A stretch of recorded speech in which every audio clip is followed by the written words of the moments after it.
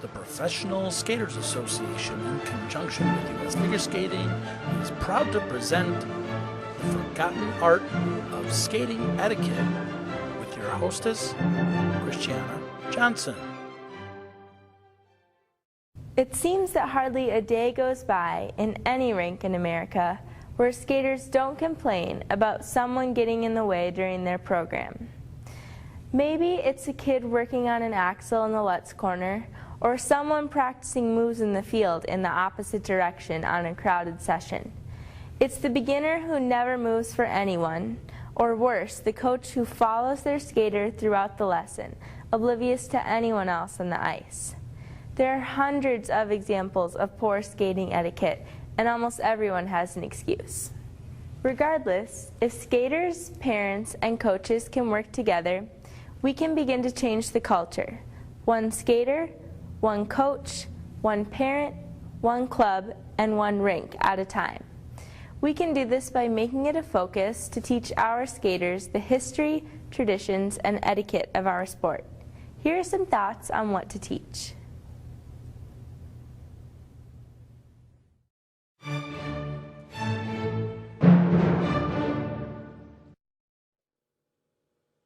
Let's begin with the moment you first arrive at the ice rink. Wherever you put your skates on, please keep your area neat and your belongings organized. Many skaters will have lockers in the locker room. The locker room is meant to be a safe and clean environment for everyone. Please keep your belongings together and always pick up trash and place it in the proper receptacle. Before stepping on the ice, you should check in with an ice monitor and pay for your session as specified by your club policy. It is best to wear skating attire or sportswear to ensure safety and optimal flexibility and comfort. In addition, please do your best to not wear baggy clothing on the rink. Certain behavior will not be tolerated off of the ice. Making a mess and having a bad attitude is not acceptable. Also, do not slam the locker room door, leave trash on the ground,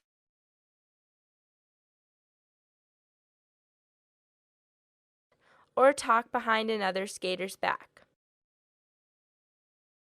Instead, be a friend to everyone.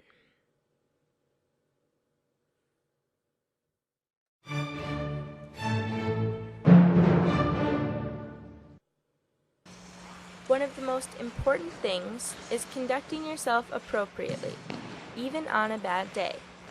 Skating can be a difficult sport. However, we ask that you refrain from kicking the ice, getting angry at other skaters, or any other type of disruptive behavior. Instead, when you fall, stand up quickly and always be willing to lend a hand to other skaters. We ask that you also avoid the following behaviors: stretching along the boards, standing and gossiping in the center of the ice rink, lying on the ice for a long period of time when you have fallen, drinking beverages other than water, eating, and texting and chewing gum while skating. These behaviors could be dangerous to you or other skaters, and the management of your arena will appreciate your cooperation.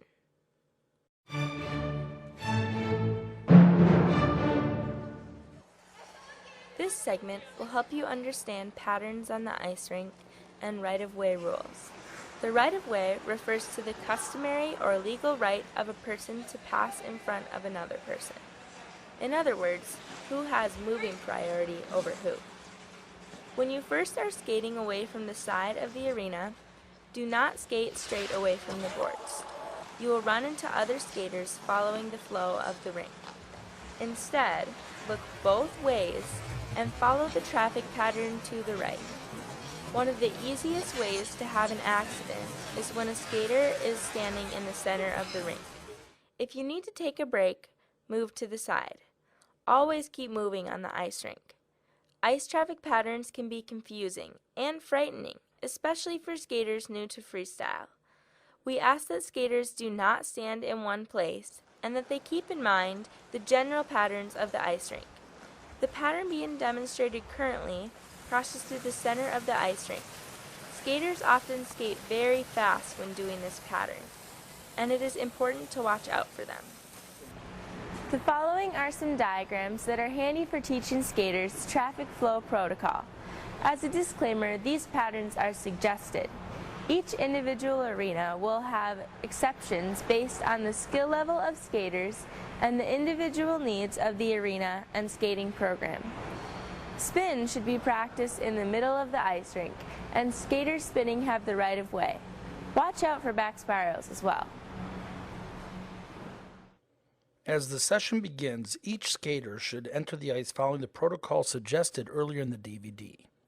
Once the skater begins their warm-up, which generally lasts between 10 and 15 minutes, the skater should be mindful to skate counterclockwise and that spinning should take place in the center of the arena. It is also imperative that each skater refrain from jumping close to the boards. Not only does that promote poor technique, but also creates a dangerous hazard of hitting the boards. As the session continues and skaters begin to jump, it is important to follow the standard patterns developed. As shown here, the basic patterns for the toe loop and flip run counterclockwise. If possible, skaters should avoid the center area where some may still be spinning. It is the responsibility of those jumpers to avoid those. Again, make sure the skaters are not jumping in the red zone as well. In this graphic, the edge jumps follow the flip and the toe loop in a counterclockwise motion, again being wary of the spinners in the middle and those traveling away from the boards. In arenas that have a track harness, it is equally important to understand their traffic pattern. Even those skaters with the right of way must be on guard when skating in the area of the harness.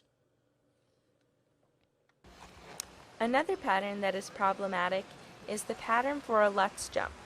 Skaters going into a Lutz jump cannot see behind them and are skating against the flow of traffic.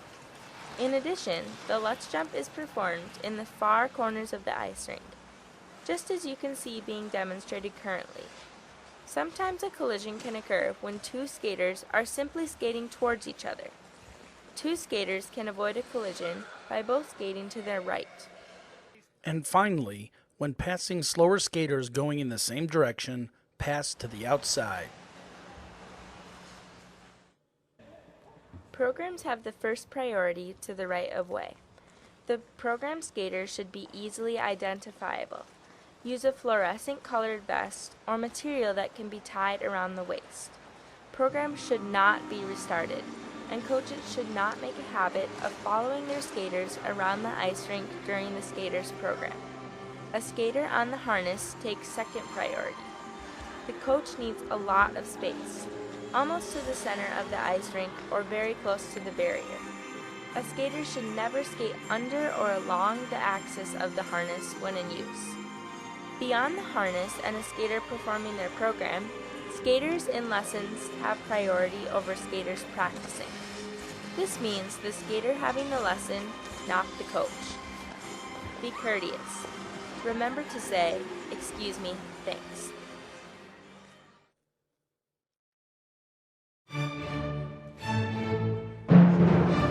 Everybody wants to make the most of lesson time.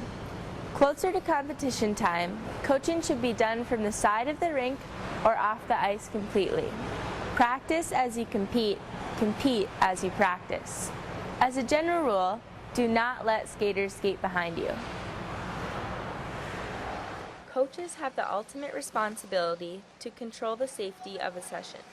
When teaching spins, it is advantageous to do so in the center of the ice. This cuts down on the skater having to travel straight across the traffic pattern to the barrier and is less disruptive to the flow of traffic.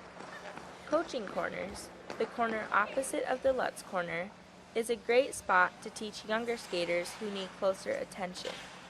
Avoid standing jumps using the blue lines or the center red line. This can be very disruptive to the flow of traffic and dangerous for the skater. If required, use the area in the second half of the session. The rationale being that generally there is less skating activity as the session progresses.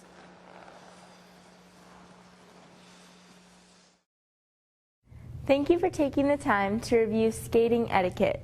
Please share this information with your fellow skaters, parents, or coaches, whichever the case may be. Together, we can make skating a more friendly, safe, and fun learning experience.